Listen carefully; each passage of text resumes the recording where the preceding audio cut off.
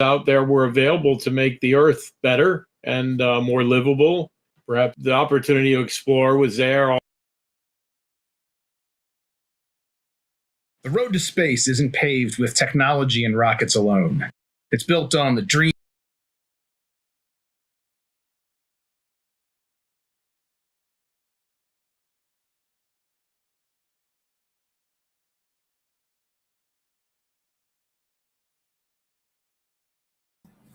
Sorry, y'all. I'm having technical difficulty. Give me a second.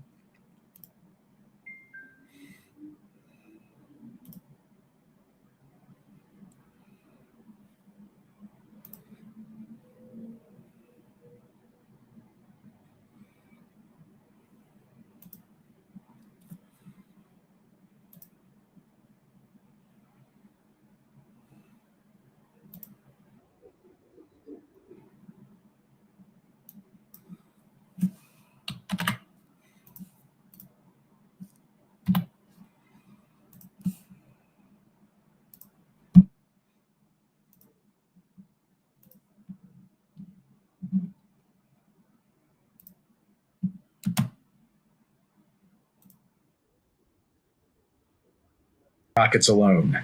It's built on the dreams, risk, and relentless spirit of those who dare look up and say, "We belong there."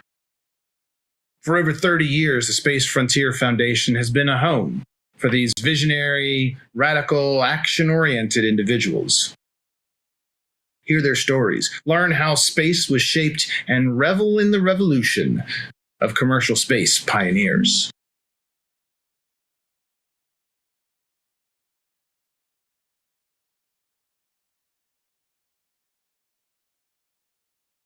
Welcome once again to Commercial Space Pioneers, joined today by the one and only Walt Anderson. Walt, thanks for joining us and for sharing some of your personal journeys as it relates to creating this commercial space world that we have today. Thank you.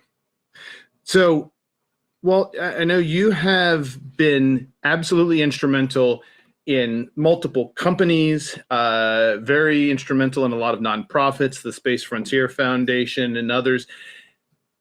We're going to talk about those things, but I want to understand, first of all, what did space mean to you when you were growing up that led to you wanting to put such time and energy and resources into this domain?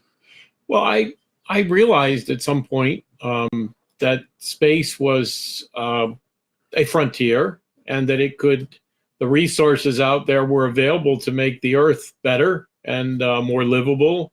Perhaps the opportunity to explore was there, all that opportunity, but really space was a resource for mankind. To have a certain percentage of people living off the planet made sense, to provide a sort of reserve human genome in case there was some planet-wide disaster, to provide the opportunity to explore and grow and look at different environments for humans to live in. So you have the resource framework. Do you have any idea when that, because it seems like not everyone thinks of space as a place of resource, right? Do you have any idea when that formed, or has that always been like? Maybe as long as I can remember, like maybe when I was 12, 13 years old and I started getting into it, I started seeing space as a resource. I mean, the sun shines 24 hours a day up there. When you were young,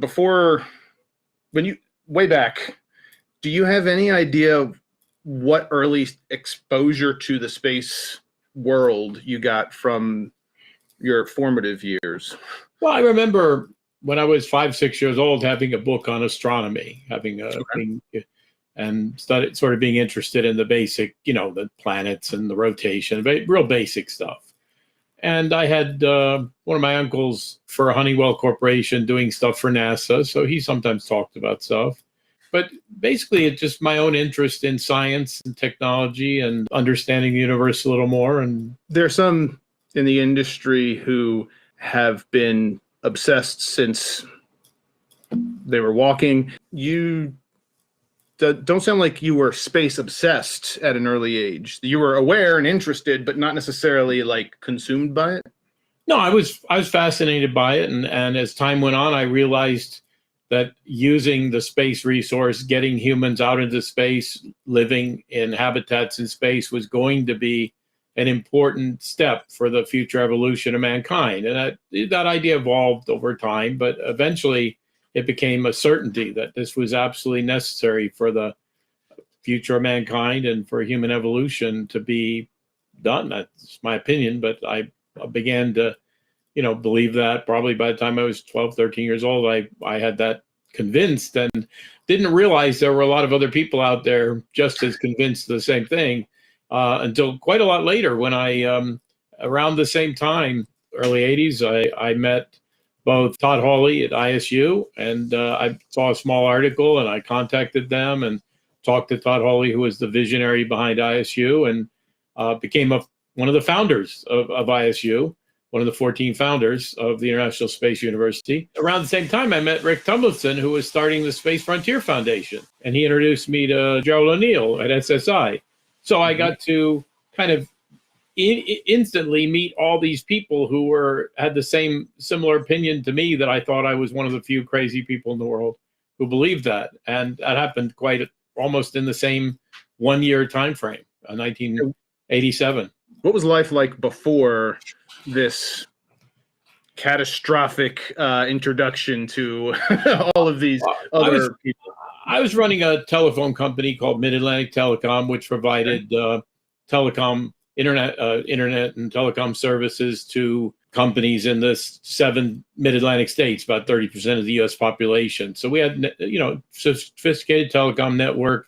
We had lower prices and better quality than AT&T, and we were competing in that market. So I had a little company. It was interesting. I enjoyed doing that. Were you, pursuing space things at that point? Like, did you study space topics in college, or like where is it in the kind of hobby interest? No, I mean, I was pretty much a self-studying person, so I understood the space propulsion. So, I understood the basics of rocket science and satellite, particularly satellite, because I was in the telecom business, and understood the basic ideas, theoretical and technical ideas that people operating in space and rockets. And I wasn't involved in any activities related to space at that time. But you were, and I want to pick that. You're like, oh yeah, I was familiar with satellites and communication, and that's an important piece. So you were already using space resource to a certain degree in your a very small percentage of our network was satellite services. Most of it was terrestrial, but maybe 5% of our traffic was going over satellites. There are still people today that they're not conscious of how space impacts their lives. And so you were using space and aware of it, and it was part of a business. And then you get this this chance to meet some of the others. So were you the kind of guy that would be bringing up space conversations around the coffee pot or the water cooler and be like, oh my God, did you hear about this? Or was this just like a personal interest that? No, I would sometimes talk about the idea of mankind's, this evolutionary idea that not all your eggs in one basket idea of human beings, wondering how many human DNA sets needed to be off the planet to be safe. They're human beings to protect their genetic heritage in case the Earth was destroyed in a catastrophic event or something.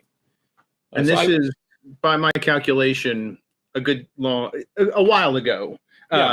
And we've made some progress, but not solved all of those things. All right, so tell us a little bit about ISU, what that is, and how you came to be involved in it. Okay. Well, International Space University was actually formed, I guess, 1987. It had its first summer program in 1988. I heard about it right after it had been formed by the visionary Todd Hawley, and I contacted him and was kind of excited about it, and got involved as both an advisor, board member. I provided some critical funding at an early stage to keep them going when they needed that, and they got over that hump and were able to survive on their own. But it was just seemed pretty cool. The multidisciplinary program of ISU, it would bring rather than just bring space scientists or rocket scientists, they had all the different disciplines, legal, medicine, philosophy, art. All these people who were interested in space would come together and look at how to build theoretical space program,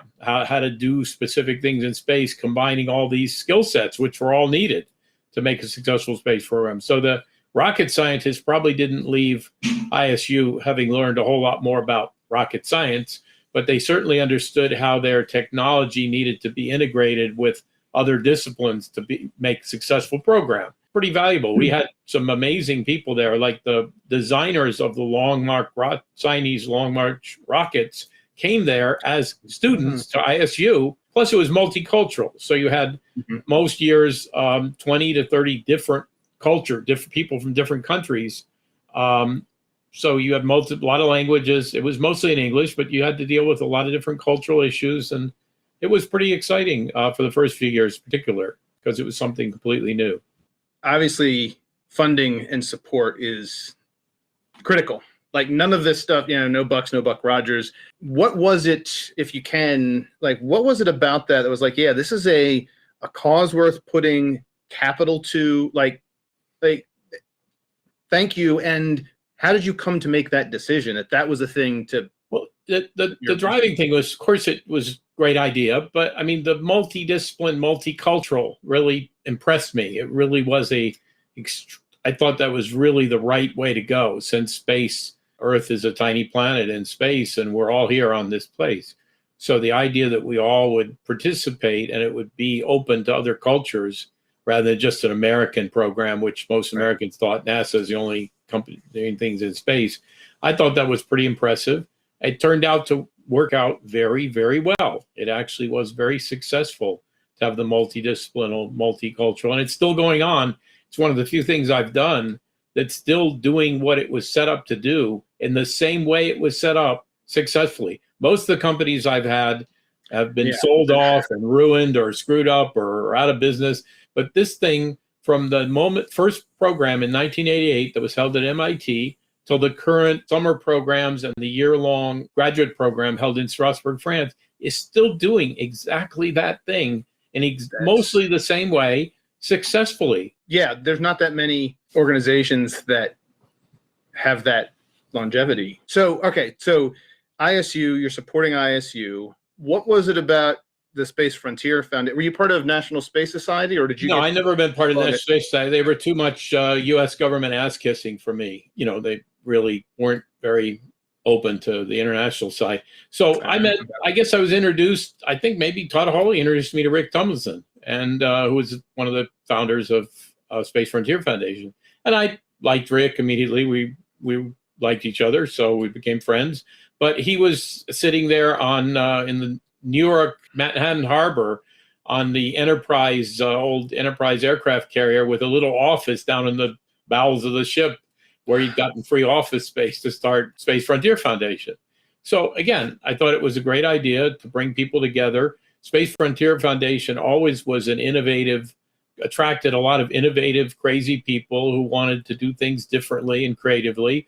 Many of the companies that are now successful in space started out with the people coming to Space Frontier, including, I hate to say the name, Elon Musk. He attended a number of years there, and before he knew what he wanted to do in space.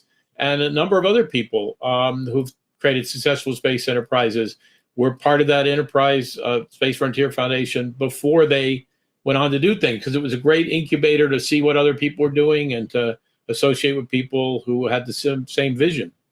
So besides it being a great idea and a compelling Rick Tumlinson, you were supporting the organization, some financial support perhaps. What else were you getting from the participation? It was a learning experience for me. I was doing this business, which was a fairly, telecom business. We had customers. It was interesting, but it wasn't the most I could do, the most interesting thing in the world I could do.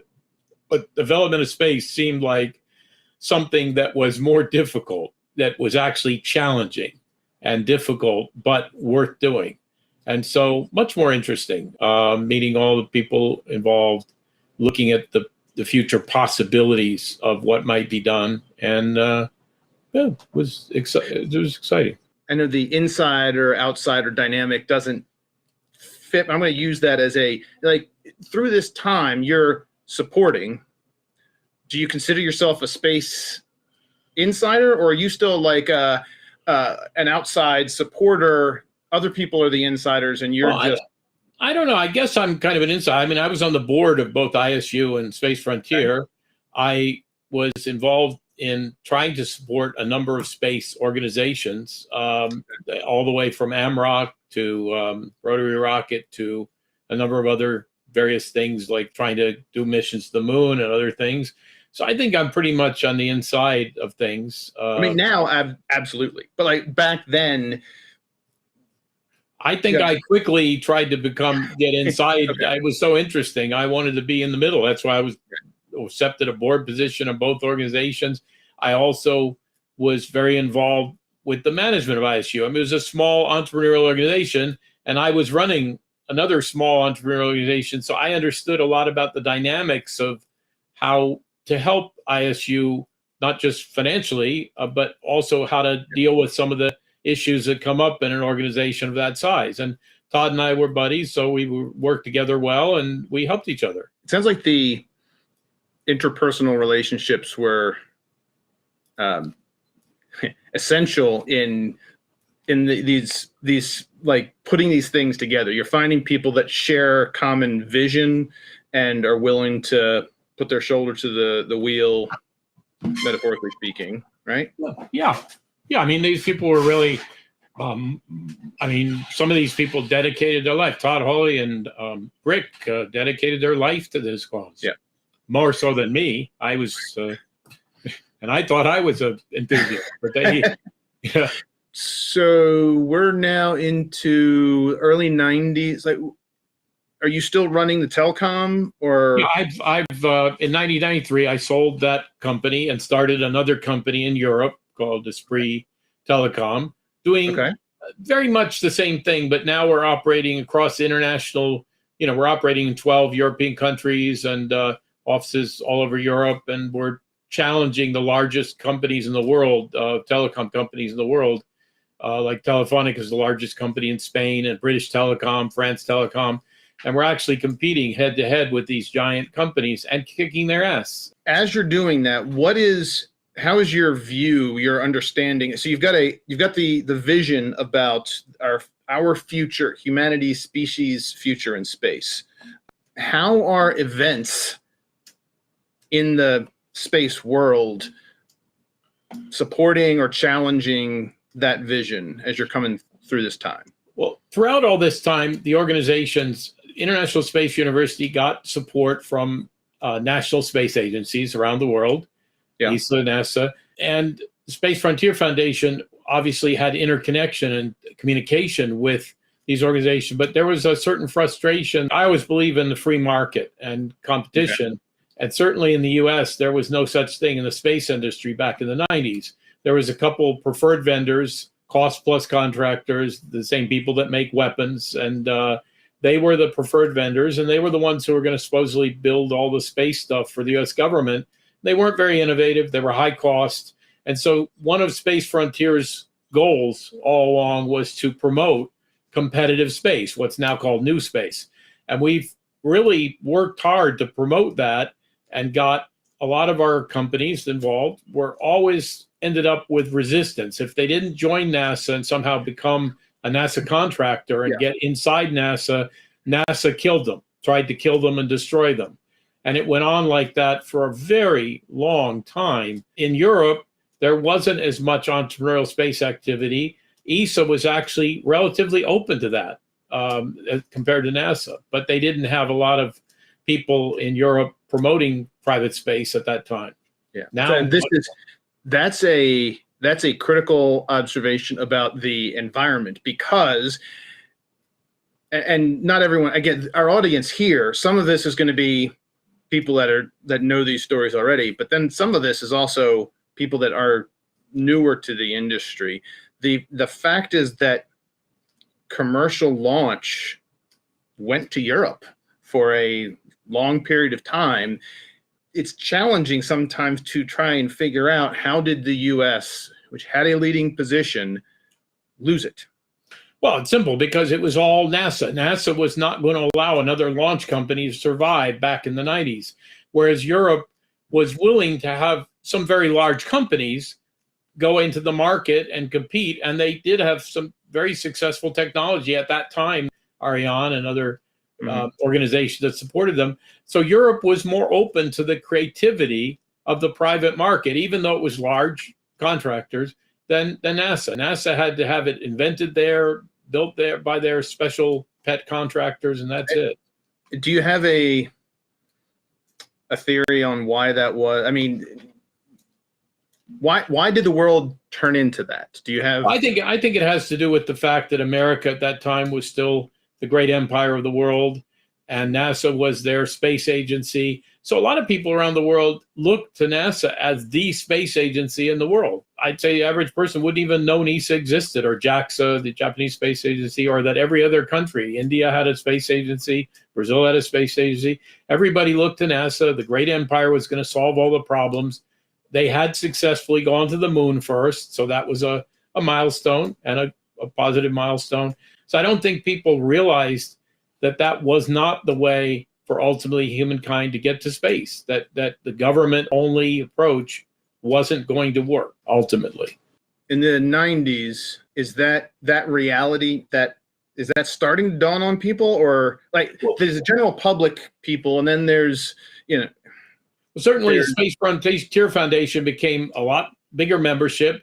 A lot of people showed up there with ideas they wanted to do, creative ideas, and they were looking for funding and support, and I provided a little bit of that to some people, but it was very difficult to get traction because of this resistance from NASA. But a lot of people tried. A lot of people put in a tremendous amount of effort and creativity, which was sort of stifled and squelched. So you're not only are you supporting these nonprofit, like these greater good initiatives, you're also putting money, you're investing into space companies or. Oh yeah, AMROC was the first one started in 1984. George Koopman, private rocket launch, and that was the holy grail at that time, to have alternate rocket launching companies. Why did you put money into that? I mean, okay, you like him, but like. Well, it was just the one company that seemed like it had a shot. They were moving forward. They were aggressively trying to do this. Now, George Koopman died in 1989. Company failed, didn't go on. There were other companies that I supported, like rocket launch type enterprises, LunaCorp, which wanted to do a mission to the moon. All of them very entrepreneurial and not using large contractors. Can I pick at the mindset of the investor at that time a little bit? As a telecom entrepreneur, I was very successful in building companies. I created two unicorn, $2 billion companies. As a space investor, I was willing to take a higher level of risk with my investment. In other words, I was investing in things that had a lower probability of success, but still I believed it was important enough for the future opportunity, that I would take that risk.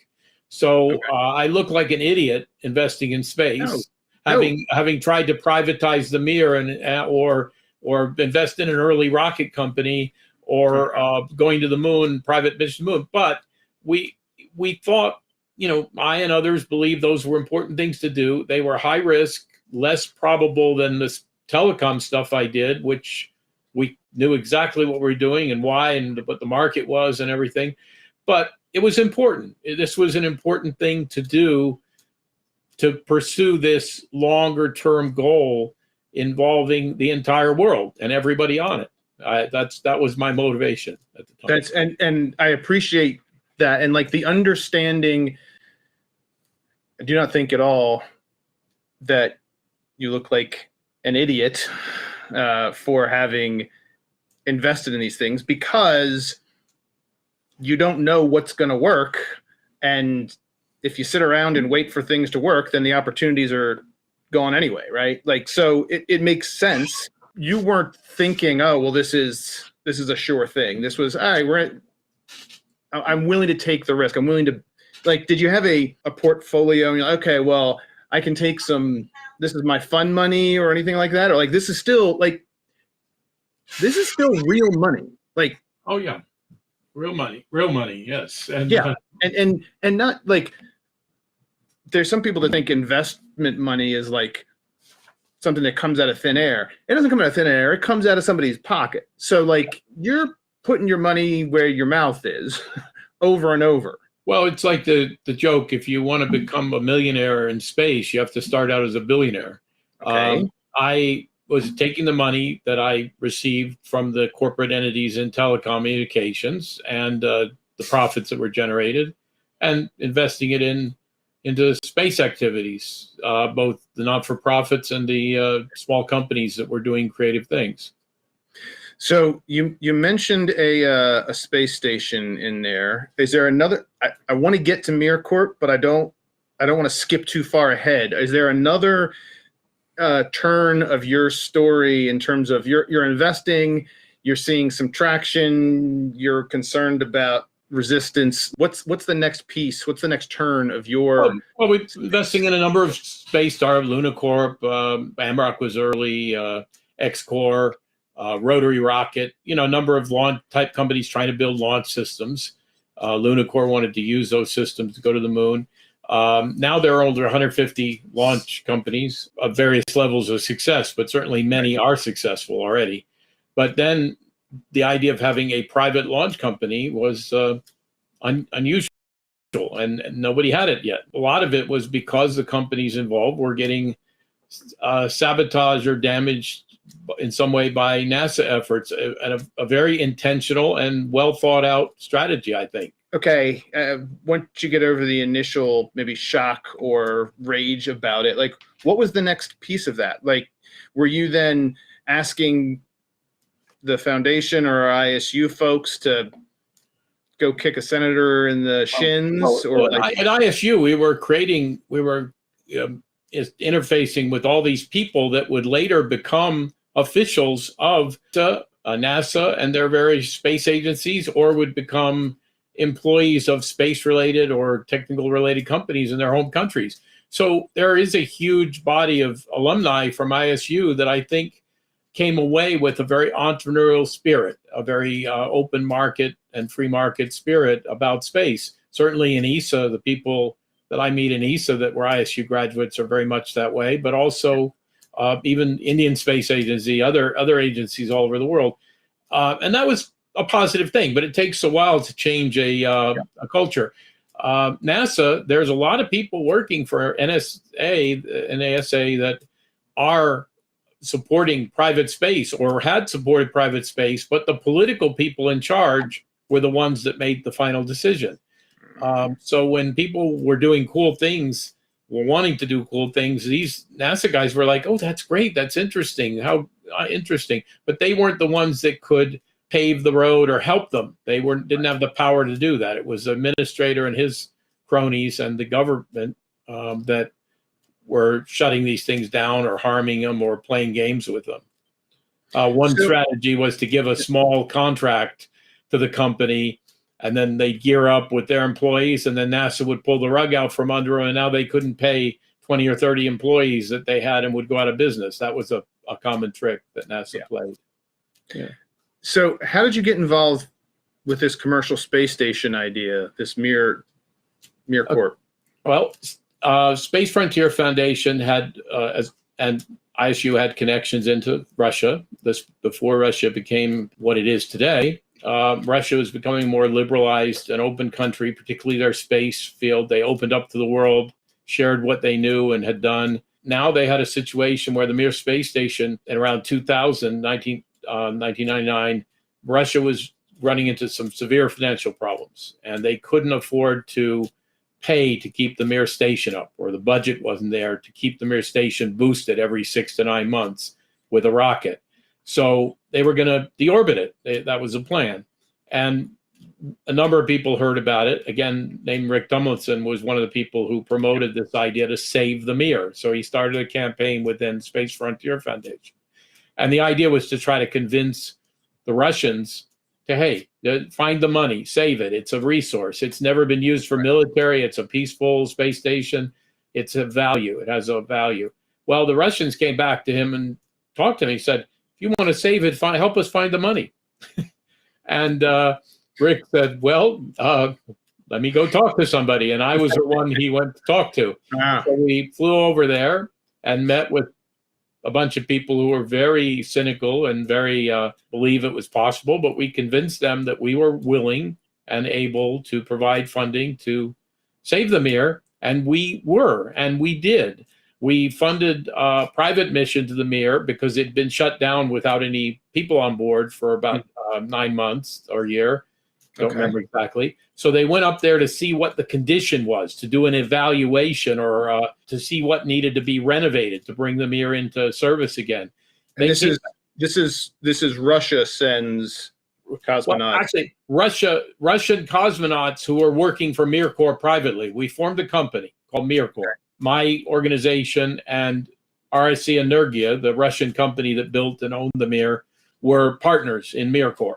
Okay. And my company provided the funding to support a mission to Mir, which was the first private mission to a private space station with private cosmonauts. So the cosmonauts were contracted to us. They were Russian-trained cosmonauts, but they were private cosmonauts when they went up to the Mir, because Mir was a private space station at that time. So it's a very unique situation. They were going up there, working for a private company to evaluate the condition of this private asset that we now held the lease on, to see what would take to upgrade and bring it into the current technology. And we discovered that for less than $100 million US, we could fully renovate the Mir and make it a couple generations more modern than the ISS, which was currently being built. Once that became apparent, that was what really caused the asset to get upset. Oh my God, so many pieces in here.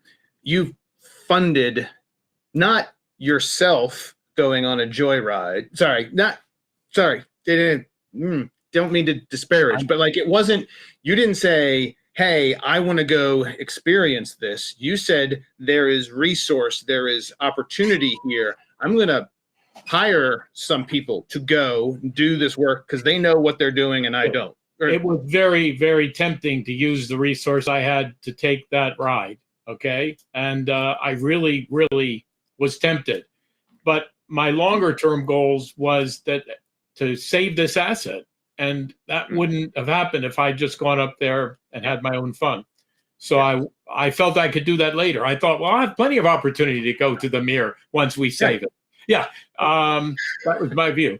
Wrong. But that's treating this like a business, high risk, but still it's a business mindset rather than a, activity mindset. Well, it was also really, again, the future of mankind can be significantly affected by what we do in space. The future health, prosperity, and peace and prosperity on this planet can be affected. And so that was more important than my taking a trip that I really wanted to take. This is early 1999, where we do the mission to Mir with the cosmonauts, and they do an evaluation. They patch a little hole. There's a little leak. They patch it. And Mir is basically sound physical structure. It's like a building that you renovate. You break it down to its basic structure. Then you add, you put back in the electrical and the walls and the heating and cooling and all that. That's what we were going to do for $100 million. Now, at that time, ISS had reached the billion dollar mark, way over budget. And of course, the NASA depended entirely on Russian launch systems to launch certain components because the US didn't have heavy launch systems. So Russia had to launch the bigger components, and that they were partners in the ISS process to launch those heavy bits into ISS that ISS needed, the International Space Station needed. So take just a minute. I thought the space shuttle was the awesomest, most technologically marvelous thing ever. Like, why couldn't the U.S. launch? It didn't have the Russia had a heavy lift rocket that could take much larger, heavier pieces than the space shuttle. So the ISS was designed with the assumption that the Russians would launch those, and they did. They kept all their agreements. They launched these bits and made up critical parts of the ISS. Shuttle couldn't have done that. The hold wasn't big enough, and the weight lift capability wasn't big enough. Okay. Just in case, and again, growing up in a different era, the shuttle was the thing that represented U.S. space access, and it was so much more advanced than what anyone else was doing. But even in its being advanced, it did not mean that it was superior in all measures. Well, the shuttle never did what it was supposed to do. It was a technical failure. It was supposed to be able to be relaunched every 2 weeks. It turned out to have some serious problems that required months of preparation between launches. So NASA never admitted that. They celebrated its success, but actually the technology and the plan behind the shuttle failed, but they still worked with it. That's what they had, and they continue to work with it and launch every multiple months instead of every 2 weeks, which was what it was designed to do originally. Yeah. Even before that, you're saying you're the first, you and MirCorp were the ones to bankroll a private space, crewed human space. Right. We set up MirCorp. MirCorp funded this mission. And what was interesting is a fellow named Jeff Mamber became the president of MirCorp. Yep. Jeff came to me and he said, Walt, I got to talk to you. The guys at Russian Mission Control have come to me and they said that I'm the one who has to give the order to launch. I said, why? He said, because it's our space station, not theirs anymore. And I said, well, Jeff, have fun. Give the order, you know. And, yeah. Go. Yeah. You know, he didn't tell us that one in our conversation. So MirCorp, this sounds phenomenal. You've got a space station that's in orbit. You fixed it up. You have we didn't fix it up. No, we didn't fix it up. Okay. We needed $100 million to do that, and I didn't have $100 million. We went to Barclays Capital in the UK, and KPMG wrote a very sophisticated document in analyzing the situation. And Barclays Capital was about 6 months away from an IPO where they would raise us the $100 million, and they felt absolutely confident that worldwide they could easily raise $100 million for Mir. And we were ready to go forward and renovate the Mir station, and with that $100 million. And as I said, we would have been putting in air handling systems and computers and other things that were significantly more sophisticated than ISS. So we would have ended up with the old Russian Mir station being the most modern station, and ISS being second rate. And that really caused a lot of nervousness and upset on the part of NASA after spending $100 billion on their station. So as you're living through this, and I know, if you can't tell, I know that there's going to be a dark turn to the story, but before the dark turn, so you've got Mamber running it, you've got significant capital into it. What are you doing day to day? Are you working and supporting MirCorp, or are you still doing? I'm working. I mean, I'm an executive. I'm chairman, co-chairman, vice chairman, the guy running the Russian company's chairman. I'm supporting Jeff in many hours a day, but I'm still running my telecom operation in Europe, doing my day job, you could say, but still spending a considerable amount of time on that. And we're very positive. We think we begin to look at all the things we could do. We want to do a lot of good, solid scientific research and both facilitate that so people can lease space and resource on the Mir to do that. We also realized that the way to get publicity was to do space tourism. In other words, take people to the Mir. When the cosmonauts went up on a private mission, they did a Radio Shack commercial. I don't know if people remember what Radio Shack was.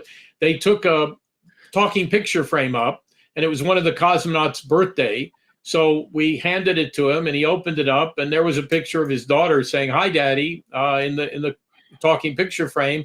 Apparently, it was a surprise to him that we had it, but that was Radio Shack's commercial for their talking picture frames.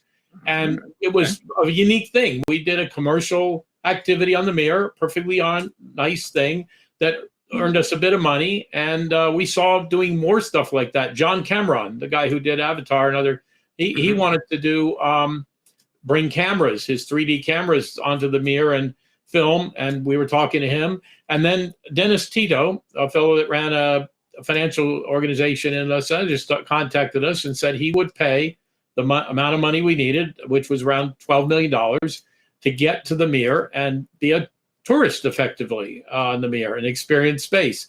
So we signed him up. We have the contract with his signature on it.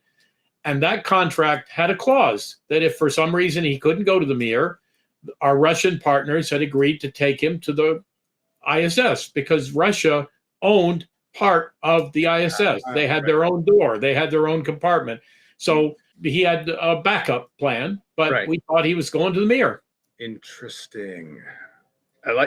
It's smart to have the, contingency in the backup. All right. Your answer to my question of what were you thinking? You told me what you were doing.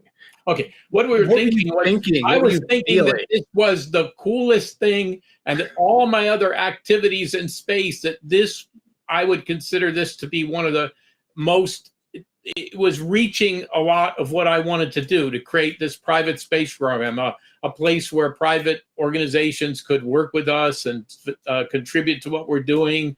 And I looked at this, the O'Neill idea of resources from the moon. And I said, well, we can facilitate doing that from Mir. We can facilitate doing all these cool things that we wanted to do from Mir as our base. So we thought this was the beginning of a renaissance in space. This is just the first step. And then from here, you get, you're halfway. Anyway, I was so excited to reach that first step. And we were getting support and cooperation from everybody, we thought. and it's not PowerPoint. It is already on orbit. It's already there. We had a space station. We had, it was real. And we had, good and bad. It's zero gravity. My ultimate desire for a space station is one that whirls around and gives you artificial gravity, but it was what we needed there. And actually, my goal was to immediately begin planning for a gravity space station to be built next to Mir, to begin the process of experimenting and building out the initial bones of that circulating station that would create artificial gravity near the Mir. So it was the path was set. We saw a great path to development of space for mankind. And you've been putting time and resources in planting a whole bunch of things. And it's not just, broken ground. Like it seems to be growing, and nothing like building up just to now take the turn. What the hell happened? Well, why isn't MirCorp taking us there? What happened was that the NASA really, really didn't like it. And there was an administrator there named Dan Golden, and he thought that we were somehow trying to steal resources, damage him. We were supportive of NASA's long-term goals, development of space. We even had a plan to move the Mir into an orbit that was nearby orbit to ISS, so that they would be close enough to each other that if either one had an emergency and had to be abandoned, that the cosmonauts and astronauts could move between with their the suits that had the thrusters, the minor thrusters on them. Yeah. So it would be a safety for both sides. We also were in the process of developing a electrostatic tether, but because of the magnetic field around Earth, if you put a copper wire up into the magnetic field and you put electricity into that wire from our solar panels, the wire would actually pull slightly against the Mir station, for example, and keep it in orbit without having to have constant booster rockets come up and boost it. Rather than making that a part of MirCorp, which would have made that intellectual property of MirCorp, we had a not-for-profit organization called the Foundation for the International Non-Governmental Development of Space. Right. And that organization funded this electrostatic tether, and we was scheduled to go up to the Mir to be tested. And if it had worked, we would have given that technology to NASA or let them take it so they could have saved booster cost on the ISS. We weren't anti-NASA. We were just wanted to do our own thing. Now, what happened? So what NASA doesn't like it? Like, so what? Yeah. So what happened, though, is the U.S. government at that time, Russia was really weak financially, and they were going through a lot of political changes, and they needed the support of the United States in a number of ways.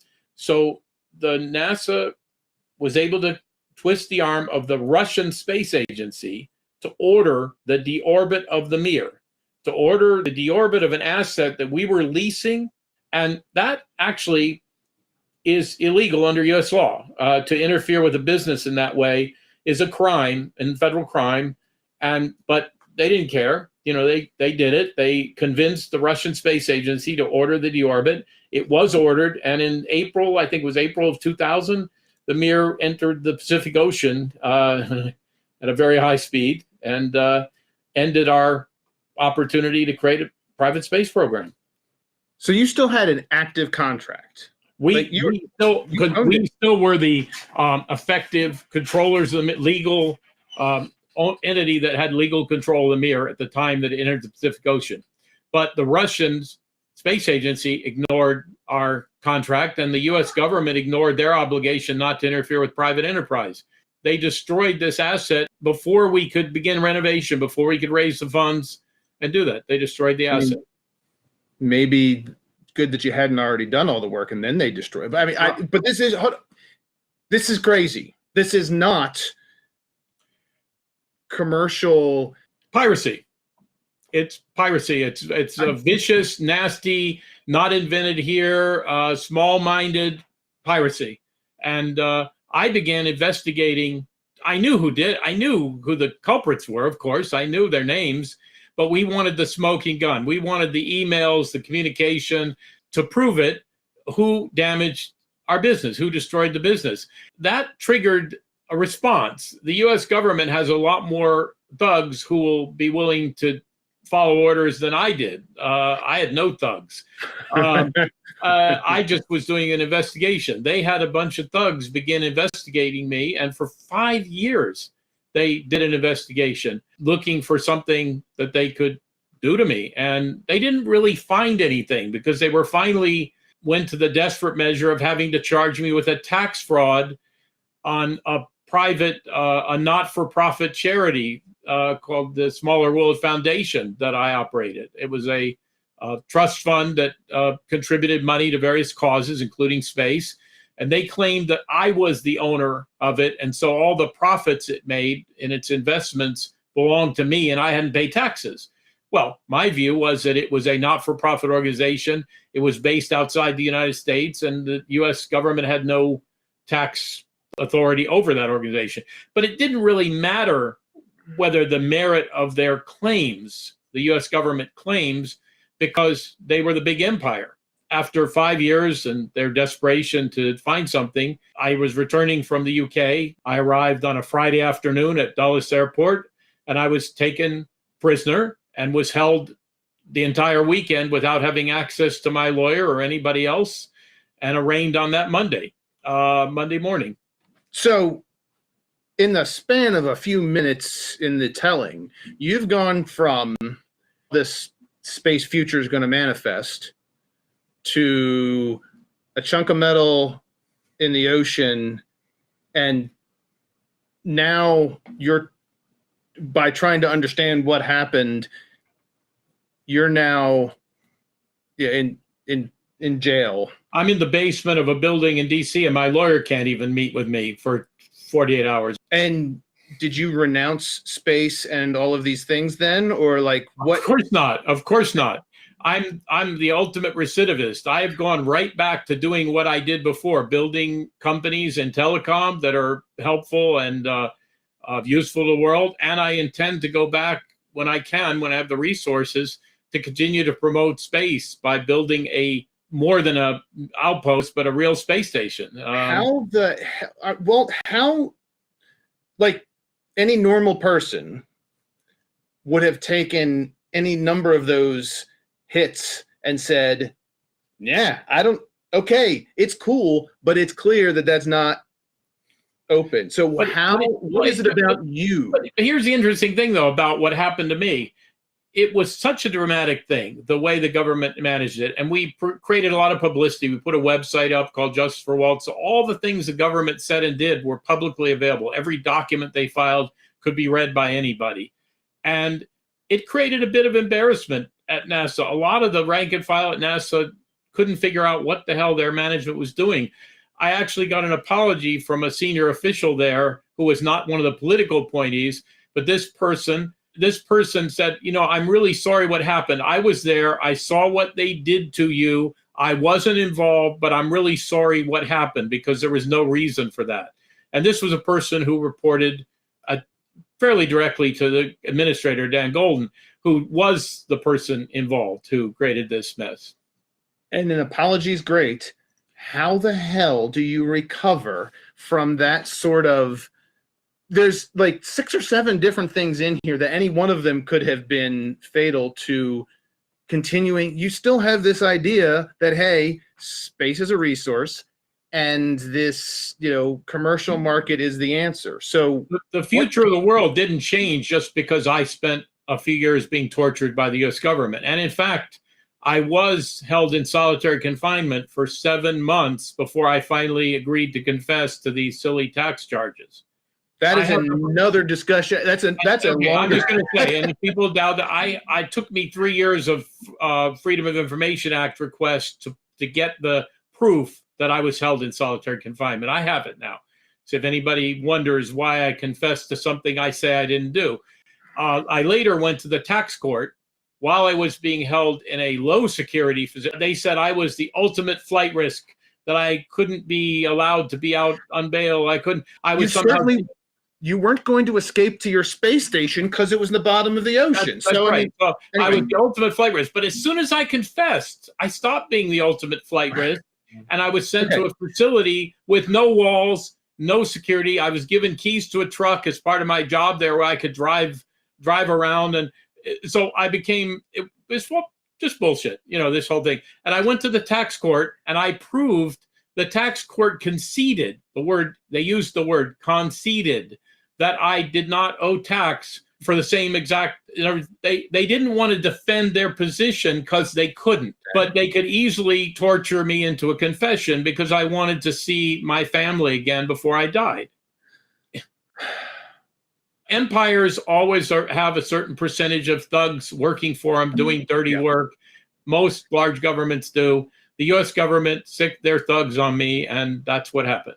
Yeah. So, Walt, this series of discussions is around the personal journeys of the people that created the world. You've obviously had an extraordinary personal journey. Why, after that, are you back? Are you still in it? When the Space Frontier Foundation was heading up to DC to talk to folks on Capitol Hill, you're the guy who said, hey, I want to be supportive. I want to host the happy hour. Thank you. After all this stuff, why are you still doing it? Because I'm stubborn, and I was right. Space should be developed with a combination of government and private. There should be an open market in doing these things, peaceful development. The fact that a bunch of the Bush administration and his thugs damaged my life for a number of years, and actually I believe they put me in conditions where they hoped I would be killed or die. It didn't work. So screw them. And I'm going to keep doing what I did before. I'm building a telecom company now that I hope will be successful. It may not, but I'm going to give it a shot. And if it is successful, 2 of the other people working with me in the management team there are space crazy people like me. So we're all saying we're going to use the money we earn to build our space station eventually. The U.S. government owes me a space station, but I don't think they're going to pay it. So, well, be careful. They might give you the ISS, and I don't know if you. See, no, not going to go down that path. When we talk about personal journeys, and someone who puts their money where their principles are, you're kind of right there at the top of the list. As you reflect, and I know we crammed a whole bunch of other things in there.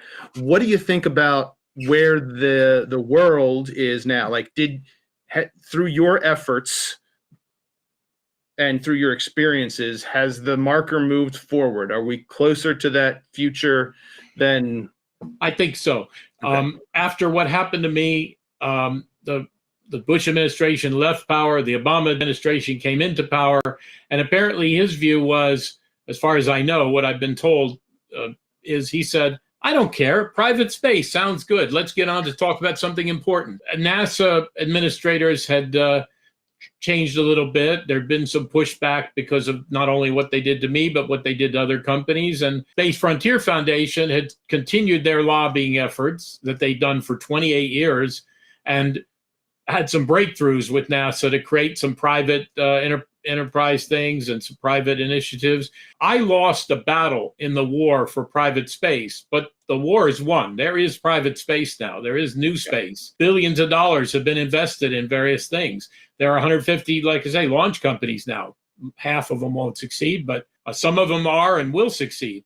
So there is a lot of what I hope to see come to pass has come to pass. I'd like to be involved in a lot of it, but I was out of commission for a few years. I've got to get back to where I can do that. There's a lot of people that have put their lives, their energy of their life into helping bring about this space future. Many people, hitting a wall, but you're one of the ones where the wall hit your back. I can't thank you enough. Do you have any requests for people that are watching this? What's the next thing that you think that this industry, this community needs to be doing and taking the next step forward? Well, all right. I'm a bit of a pacifist, so I would say let's continue the direction of peaceful development for the benefit of mankind, or commercial benefit. That's fine. Earth observation, satellite communication, whatever. Let's not let the military dominate space. Let's keep it a peaceful place for all mankind, all the people on Earth to benefit from. Work towards that goal, towards the use of space for mankind instead of as a military platform. Amen. Walt Anderson, thank you very much, and look forward to hearing stories about the next chapters in your space adventure at some point soon. Thank you. Thank you for the interview. Appreciate it.